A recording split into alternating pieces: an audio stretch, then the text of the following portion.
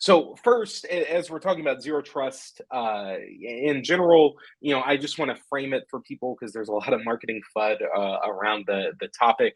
But the core idea that I want people to think through, the mindset to have, is that the attacker's already in the network.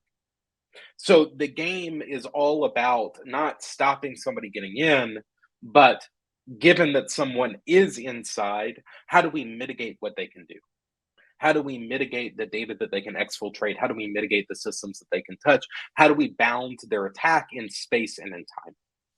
And to do that, or when we do that, we realize a zero trust system. And so, to do that, the what we recommend is that every access decision be least privileged per request, context based, and based on identities. So we can pick apart what each of those mean, but in general, least privilege is how you set up your permissioning system. We want to make sure that identities are not over privileged. That's a common escalation point as an attacker.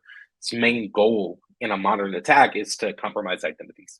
We want to authenticate and authorize per request, and we'll get into this a whole lot more in a minute. We want it to be context based, as in we don't want to just kind of blindly look at things happening in the system and render verdicts, but we want the application to be involved in some sense, or we want to take into account what the application is doing, what the user is doing, what's happening in our system as we're rendering decisions. And of course, we want it to be on identities, not on network primitives, and that we'll dig into a whole lot more.